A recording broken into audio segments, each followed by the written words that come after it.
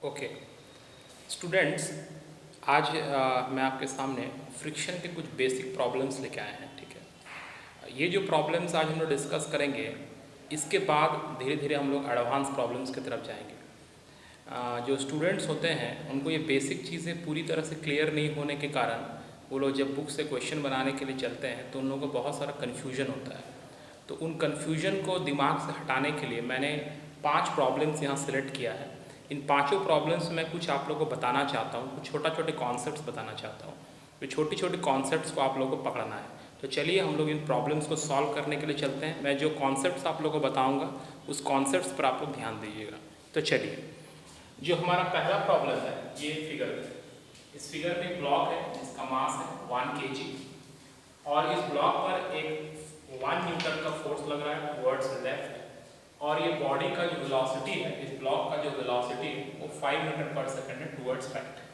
अब क्वेश्चन ये आता है कि ये जो ब्लॉक है इस पर जो फ्रिक्शन लगेगा, find the direction of kinetic friction.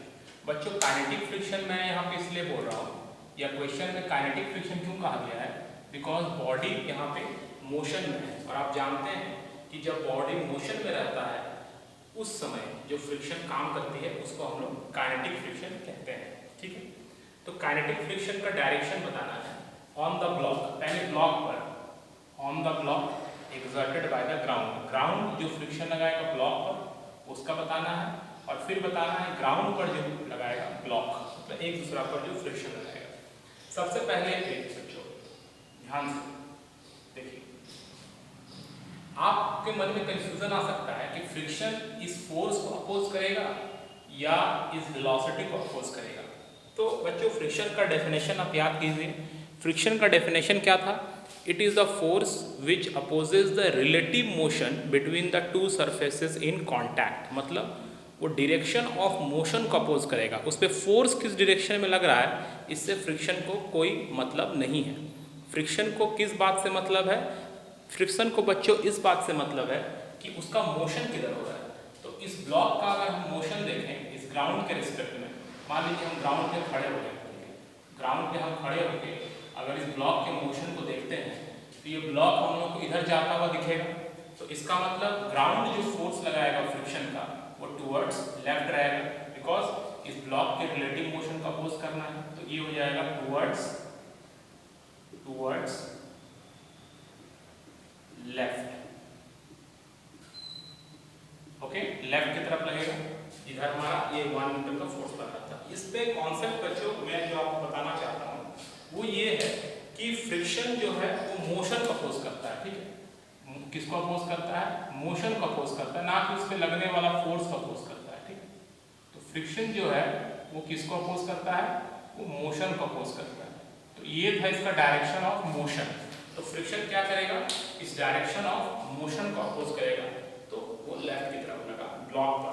और अगर हम लोग ग्राउंड पर बात करें कि ग्राउंड पर फ्रिक्शन किधर लग रहा है, तो आप इस ऑब्जर्वर को अगर ग्राउंड मानते हैं तो जब ये ब्लॉक राइट की तरफ मूव करेगा 5 मीटर पर सेकेंड से, तो हम लोग को लगेगा कि ये जो ऑब्जर्वर है, ये जो ग्राउंड है, ये 5 मीटर पर सेकेंड से लेफ्ट की तरफ मूव कर रहा है। मतलब यहाँ पर अगर हम एक ऑब्जर्वर को रख दें, यहाँ पर अगर एक ऑब्जर्वर को रख दें, ये ऑब्जर्वर जब इसको ऑब्जर्व करेगा इस ऑब्जर्वर को, तो उसको क्या लगेगा कि ये वाला जो ऑब्जर्वर है इससे लेफ्ट की तरफ हर एक सेकंड में 5-5 मीटर मूव करते जा रहा है लेफ्ट की तरफ। इसका मतलब ग्राउंड का जो मोशन हो रहा है with respect to the block वो लेफ्ट की तरफ हो रहा है, तो मोशन को अपोज करना है, तो फ्रिक्शन जो लगेगा वो टुवर्ड्स राइट लगेगा। बच्चों, आ गया बात समझ में?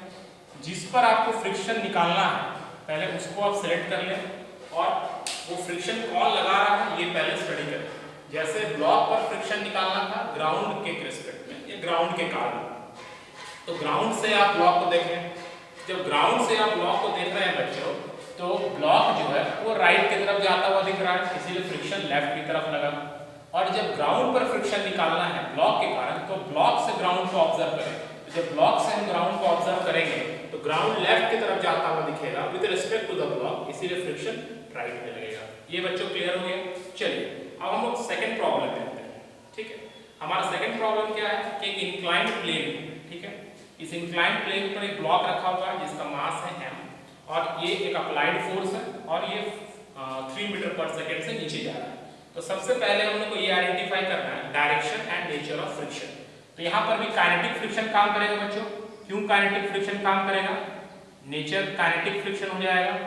क्या बता सकते हैं कि काइनेटिक फ्रिक्शन क्यों हम लोग यहाँ पे लिख रहे हैं? इसलिए काइनेटिक फ्रिक्शन लिख रहे हैं स्टूडेंट्स। तो जो नेचर ऑफ फ्रिक्शन के बारे में पूछा गया, नेचर ऑफ फ्रिक्शन, ये नेचर ऑफ फ्रिक्शन क्या होगा? काइनेटिक होगा। क्यों? क्योंकि ब्लॉक जो है वो मोशन में है। चलिए अब देखिए, आप लोगों ने लॉज ऑफ मोशन में पढ़ा, मैंने आप लोगों को बताया था जब भी इंक्लाइंड प्लेन रहता है इधर एक फोर्स लगता है mg sin थीटा, जब हम लोग mg को कंपोनेंट्स में तोड़ते हैं, और एक आपका इस तरफ लगता है mg sin थीटा और उधर लगता है mg cos थीटा। मतलब अलोंग द प्लेन, प्लेन के अलोंग लगता है mg sin थीटा फोर्स और perpendicular to the plane mg cos theta force. मैं यहाँ पर कंपोनेंट तोड़ के आपको दिखा रहा हूँ क्योंकि आप लोग ये जानते हैं। तो फ्रिक्शन कितना लगेगा और फ्रिक्शन किधर लगेगा? तो वेलोसिटी इसका नीचे की तरफ है, तो इसका मतलब मोशन को अपोज करना है। आप इस ब्लॉक पर कितना भी फोर्स लग रहा है उससे मैटर नहीं करता है, मैटर करता है फ्रिक्शन का डायरेक्शन, कि बॉडी का मोशन किधर हो रहा है। मोशन नीचे की तरफ हो रहा है तो फ्रिक्शन जो है वो ऊपर की तरफ लगेगा। उसका वैल्यू क्या हो जाएगा? देखिए, फोर्स ऊपर लग रहा है तो पॉजिटिव लेंगे, फ्रिक्शन भी ऊपर लग रहा है तो पॉजिटिव लेंगे, और mg sin थीटा बच्चों नीचे लग रहा है तो mg sin थीटा नीचे लेंगे, इज इक्वल टू, अगर ब्लॉक एक्सेलरेशन होता तो माइनस ma लिखते। एक्सेलरेशन नहीं हो रहा है क्योंकि यूनिफॉर्म स्पीड से मूव कर रहा है 3 मीटर पर सेकंड, उसका यूनिफॉर्म वेलोसिटी है, तो एक्सेलरेशन 0 हो जाएगा। तो f कितना आ जाएगा? f आ जाएगा mg sin theta minus capital F। आ गया समझ में? ये सब बहुत बेसिक बातें हैं। ये सब क्लियर नहीं होने के कारण क्या होता है कि हम लोग कॉम्पिटिटिव एग्जाम्स में या हमारे टेक्स्ट बुक्स में या हम कहीं असाइनमेंट्स में क्वेश्चंस मिलते हैं उसको हम लोग डील नहीं कर पाते। सो पहले आप बेसिक्स को बिल्कुल क्लियर कर लें। एक बार आपका बेसिक्स क्लियर हो जाते हैं तो फिर आगे आप लोग इजीली मूव कर सकते हैं। तो नेचर ऑफ फ्रिक्शन काइनेटिक हो गया क्योंकि बॉडी मोशन में था, और फ्रिक्शन का वैल्यू भी हम लोग निकाल लिए, और डायरेक्शन भी ऊपर की तरफ होगा। क्लियर? चलिए नेक्स्ट प्रॉब्लम में चलते हैं। क्वेश्चन नंबर 3 में यहाँ पे एक ब्लॉक है ऑफ मास 10 kg और इस पे एक फोर्स लग रहा है टुवर्ड्स राइट 20 न्यूटन का। कोफिशिएंट ऑफ फ्रिक्शन दिया हुआ है 0.4। हम लोग को इस ब्लॉक का एक्सेलरेशन निकालना है। अब देखिए बच्चों, यहाँ पे डायरेक्शन और मोशन नहीं दिया हुआ है, ठीक है, कि इसका वेलोसिटी नहीं दिया हुआ है, सिर्फ फोर्स दिया हुआ है। तो सिर्फ फोर्स दिया हुआ है का मतलब जब ये फोर्स इस पे अप्लाई करेगा तो ऑब्वियसली है कि ब्लॉक का टेंडेंसी होगा राइट की तरफ मूव करने का, क्योंकि यहाँ वेलोसिटी, जिससे प्रीवियस प्रॉब्लम में क्या था, फोर्स का भी डायरेक्शन दिया हुआ था और वेलोसिटी का। तो हम लोग वेलोसिटी को कंसीडर करके फ्रिक्शन का डायरेक्शन निकालेंगे, क्योंकि वो मोशन को क्या करेगा, रिलेटिव मोशन को अपोज करता है, राइट। बट इसमें देखिए क्या है, इसमें तो वेलोसिटी का कोई डायरेक्शन नहीं है, इसमें सिर्फ जो अप्लाइड फोर्स है उसका डायरेक्शन दिया हुआ है। तो जब फोर्स अप्लाई करेगा इस पे 20 न्यूटन का, तो इस ब्लॉक का टेंडेंसी क्या होगा, इस ब्लॉक का टेंडेंसी होगा कि वो राइट की तरफ मूव करे, राइट। तो इसका मतलब फ्रिक्शन लेफ्ट की तरफ लगेगा। तो कितना फ्रिक्शन लगेगा, तो friction F is equal to क्या हो जाएगा, म्यू R या म्यू mg हम लोग लिख सकते हैं, क्योंकि यहाँ पर जो नॉर्मल रिएक्शन लगेगा वो mg के बराबर होगा।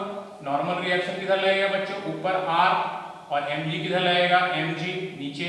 तो वर्टिकल इक्विलिब्रियम लेंगे तो R और mg हमारा इक्वल हो जाएगा। तो F इज इक्वल टू क्या आ जाएगा, म्यू mg। तो म्यू आपका कितना हो गया 0.4, मास हो गया 10, g को भी 10 ले लीजिए, तो g हो गया 10। तो यहाँ पे आ गया 40 न्यूटन। इसका मतलब फ्रिक्शन लग रहा है 40 न्यूटन का, और फ्रिक्शन का डायरेक्शन है टुवर्ड्स लेफ्ट।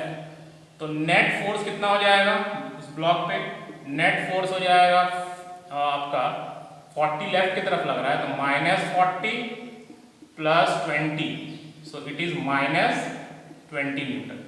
ये आ गया। माइनस क्या बता रहा है कि जो कुल मिला के फोर्स हमारा बच रहा है, जो नेट फोर्स बच रहा है उसका डायरेक्शन लेफ्ट की तरफ है। अब यहाँ पे देखिए बच्चे ये करने चलेंगे, बट आपको ये नहीं करना है, ये आपको करना ही नहीं है। यहाँ पे अगर आप इस मेथड से करने जाएंगे तो आपका आंसर आ जाएगा एक्सेलरेशन का। आप नेट फोर्स को क्या करेंगे, मास से डिवाइड करेंगे। तो नेट फोर्स को जब आप मास से डिवाइड करेंगे तो 2 मीटर पर सेकंड स्क्वायर आ जाएगा एक्सेलरेशन, माइनस बताएगा कि एक्सेलरेशन लेफ्ट की तरफ हो रहा है। लेकिन ऐसा नहीं होगा बच्चों, ठीक है, क्योंकि जब भी frictional frictional force applied force से ज्यादा हो जाता है तो अब तो ब्लॉक का मोशन ही नहीं होगा। ब्लॉक का मोशन नहीं होगा तो फिर एक्सेलरेशन जीरो हो जाएगा। तो ये लाइन नहीं करना है आपको। मैंने ये लाइन करके इसलिए बताया क्योंकि बहुत सारे बच्चों को मैंने देखा है कि ये मिस्टेक कर देते हैं और वो आंसर 2 मीटर पर सेकंड स्क्वायर मार्क करके आते हैं। तो ये नहीं करना है। जब आपका फ्रिक्शन बड़ा है, फ्रिक्शन बड़ा है अप्लाइड फोर्स से, तब एक्सेलरेशन आपका जीरो हो जाएगा क्योंकि ब्लॉक का कोई मोशन नहीं हो रहा। तो इस बात को दिमाग में रखना है, चेक करना है कि फ्रिक्शन बड़ा है या अप्लाइड फोर्स बड़ा है। अगर अप्लाइड फोर्स बड़ा है तब मोशन होगा, उस समय नेट फोर्स कैलकुलेट करेंगे बच्चों। बट अगर अप्लाइड फोर्स से फ्रिक्शन बड़ा है तो फिर नेट फोर्स कैलकुलेट करने का कोई लॉजिक नहीं है, बिकॉज फ्रिक्शन बड़ा होगा तो मोशन होगा ही नहीं। चलिए इस प्रॉब्लम में आते हैं। इस प्रॉब्लम को देखिए, इसमें क्या है, इसमें भी फ्रिक्शन निकालिए पहले। तो F इज इक्वल्स, देखिए डेटा वही दिया हुआ है जो प्रीवियस प्रॉब्लम में था, तो फ्रिक्शन यहाँ पर 40 न्यूटन ही आ जाएगा। बट यहाँ देखिए अप्लाइड फोर्स 60 न्यूटन है, तो यहाँ पे मोशन होगा क्योंकि अप्लाइड फोर्स फ्रिक्शन से ज्यादा है। तब हम लोग यहाँ पर नेट फोर्स निकालेंगे। तो नेट फोर्स कितना होगा बच्चों, नेट फोर्स हो जाएगा 60 माइनस 40, और नेट फोर्स को अगर मास से डिवाइड कर देंगे तो एक्सेलरेशन निकल जाएगा, F net by m is equal to net acceleration निकल जाएगा। तो ये आ जाएगा 2 मीटर पर सेकंड स्क्वायर। आगे बात समझ में। तो यहाँ पे 2 मीटर पर सेकंड स्क्वायर क्यों निकला, इसलिए निकला क्योंकि यहाँ पर हमारा अप्लाइड फोर्स फ्रिक्शन से बड़ा है मैग्नीट्यूड में। ठीक है, चलिए ये आपको समझ में आ गया, मुझे लगता है ये तो कॉन्सेप्ट समझ में आ गया। जब फ्रिक्शन बड़ा रहेगा तो फिर आप गलती से भी एक्सेलरेशन निकालने के लिए ना चलें, अदरवाइज आपका प्रॉब्लम का सॉल्यूशन गलत हो जाएगा। अब इस प्रॉब्लम में आते हैं। इसमें अप्लाइड फोर्स 30 न्यूटन है, फ्रिक्शन कितना है। अब यहाँ पे दो कोफिशिएंट का फ्रिक्शन दिया हुआ है, एक म्यू एस मतलब स्टैटिक फ्रिक्शन का कोफिशिएंट दिया हुआ है, और म्यू के मतलब काइनेटिक फ्रिक्शन का कोफिशिएंट दिया है स्टूडेंट्स। तो यहाँ पे कौन सा कोफिशिएंट लेंगे, कब लेंगे, जब आप ये चेक करना चाहते हैं कि फ्रिक्शन बड़ा है या अप्लाइड फोर्स बड़ा है, तब आप स्टैटिक फ्रिक्शन का कोफिशिएंट को लेंगे। क्योंकि अगर हमारा अप्लाइड फोर्स स्टैटिक फ्रिक्शन से ज़्यादा रहेगा तभी ब्लॉक का मोशन हो सकता है, और अगर स्टैटिक फ्रिक्शन हमारे अप्लाइड फोर्स से मैग्नीट्यूड में बड़ा है तो क्या होगा, मोशन होगा नहीं, एक्सेलरेशन जीरो हो जाएगा। चलिए तो अब हम लोग पहले देखते हैं स्टैटिक फ्रिक्शन कितना है, Fs। तो यहाँ पे क्या हो जाएगा 0.3, मास है 10 और g भी है 10, म्यू mg। तो ये आ गया आपका 30 न्यूटन स्टैटिक फ्रिक्शन। ठीक है स्टूडेंट्स, 30 न्यूटन का स्टैटिक फ्रिक्शन आ गया, और हमारा अप्लाइड फोर्स भी 30 न्यूटन है। So this is the case, this is limiting case, इसको हम लोग बोलते हैं this is limiting case. Limiting case का मतलब हो गया कि जो अप्लाइड फोर्स और फ्रिक्शन दोनों ऑलमोस्ट जब इक्वल हो जाएगा तब पार्टिकल जो है या बॉडी जो है वो मोशन करने की स्थिति में आ जाएगा। On the verge of motion बोलते हैं इसको, on the verge of motion बोलते हैं, मतलब मोशन करने की स्थिति में आ जाएगा, on the verge of motion. और एक बार जैसे ही मोशन स्टार्ट हो जाएगा उसका, जैसे ही ब्लॉक का मोशन बच्चों स्टार्ट हो जाएगा, तब तो अब स्टैटिक फ्रिक्शन काम नहीं करेगा ना, तब कौन सा फ्रिक्शन काम करेगा, तब काइनेटिक फ्रिक्शन काम करने लगेगा। जब हमारा अप्लाइड फोर्स और स्टैटिक फ्रिक्शन ऑलमोस्ट इक्वल है, आपको ये ग्राफ शायद याद होगा, एक ग्राफ था आप लोगों को शायद याद होगा, मैं यहाँ बता रहा हूँ। ऐसे एक ग्राफ था, आप लोगों को याद है, इस तरह से ग्राफ था। इसमें क्या होता था, जैसे जब तक स्टैटिक फ्रिक्शन रहता था, अप्लाइड फोर्स बढ़ रहा है तो स्टैटिक फ्रिक्शन भी बढ़ रहा है। जब आपका अप्लाइड फोर्स एकदम इक्वल हो जाता था स्टैटिक फ्रिक्शन का, that is the condition of limiting friction, और उस समय बॉडी मोशन की स्थिति में आने के लिए बिल्कुल रेडी हो जाता है। और जैसे ही मोशन स्टार्ट हो जाएगा तो काइनेटिक फ्रिक्शन काम करने लगेगा, मतलब on the verge of motion का केस है। तो बॉडी चल, हम लोग को यहाँ पे लेना पड़ेगा कि जब अप्लाइड फोर्स हमारा स्टैटिक फ्रिक्शन की इक्वल है तो हम लोग को ये मान लेना होगा कि मोशन स्टार्ट हो गया, और जैसे ही मोशन स्टार्ट होगा बच्चों तो काइनेटिक फ्रिक्शन काम करने लगेगा, क्योंकि जब तक मोशन स्टार्ट नहीं होगा तब तक तो एक्सेलरेशन नहीं निकाल सकते हम लोग। तो अब हमारा काइनेटिक फ्रिक्शन निकाल लीजिए। काइनेटिक फ्रिक्शन कितना होगा, 0.25 इंटू 10 इंटू 10, इसका मतलब काइनेटिक फ्रिक्शन का मैग्नीट्यूड आ जाएगा 25 न्यूटन। तो हमारा जो नेट फोर्स लग रहा है उस ब्लॉक पे वो कितना हो जाएगा, वो हो जाएगा 30 Newton, that is applied force.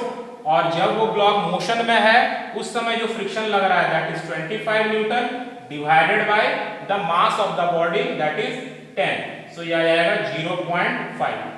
Okay, बहुत सारे स्टूडेंट्स ये पूछ सकते हैं कि सर अगर हम यहाँ 30 ले लेते हैं स्टैटिक फ्रिक्शन का वैल्यू, तब तो नेट फोर्स 0 हो जाता और एक्सेलरेशन भी 0 आता। ये बात बिल्कुल फैक्ट है, बट आप इसको थोड़ा सा प्रैक्टिकली सोचिए। जब हम लोग फोर्स को बढ़ाते हैं अप्लाइड फोर्स को, तो हमारा स्टैटिक फ्रिक्शन भी बढ़ते जाता है, और जब दोनों इक्वल हो जाता है तब उस समय बॉडी जो है वो मोशन की स्थिति में आ जाता है, that is called on the verge of motion. और एक बार बॉडी मोशन में आ गया तो स्टैटिक फ्रिक्शन काम करना बंद हो जाता है, वो काइनेटिक फ्रिक्शन आ जाता है, और उस समय हम लोग काइनेटिक फ्रिक्शन निकालते हैं और बॉडी का एक्सेलरेशन निकालते हैं। तो आई होप ये पांचों प्रॉब्लम्स आपको क्लियर होंगे। इससे आपका जो बेसिक कॉन्सेप्ट है अबाउट फ्रिक्शन का वो क्लियर हुआ होगा। अब आप कुछ प्रॉब्लम्स को अपने घर में बनाएं और देखें कि ये कॉन्सेप्ट्स आपके लिए हेल्पफुल है कि नहीं। मेरा पूरा मानना है कि कॉन्सेप्ट्स आपके लिए हेल्पफुल रहेंगे। नेक्स्ट दिन मैं आपके लिए लेवल 2 का फ्रिक्शन का वीडियो लेके आऊँगा। तब तक आप लोग चैनल को देखते रहें और चैनल को सब्सक्राइब भी करें और अपने कमेंट्स हमें भेजते रहें। Thank you and see you soon. Bye.